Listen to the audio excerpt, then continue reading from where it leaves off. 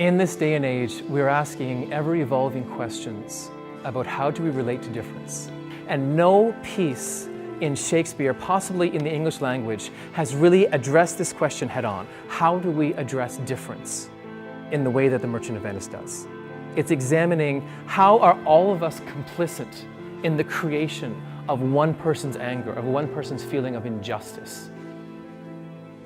Hath a Jew not hands, organs, dimensions, senses, affections, passions, subject to the same diseases, healed by the same means, warmed and cooled by the same winters and summers as a Christian is?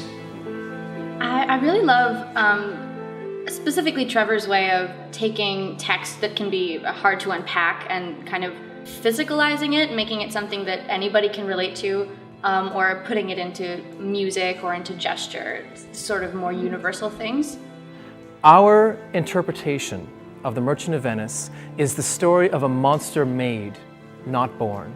We make his character make sense by the environment that he is raised in. We're not like shying away from all the parts that would be easier to ignore, to hide the reality of what's actually happening. Just like not trying to like make everything pretty. We are a professional, contemporary theater company here in the Hamilton-Burlington area. Our interpretation on this piece is the use of heightened physicality as a way of reaching out and making sure that this isn't a play for people who have degrees in Shakespeare only.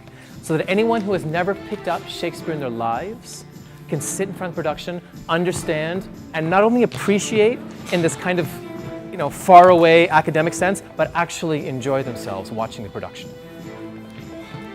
Shakespeare and this kind of landscape, it's a very logical mix. How do we take the best of nature with the best of the English language and put it in the same spot?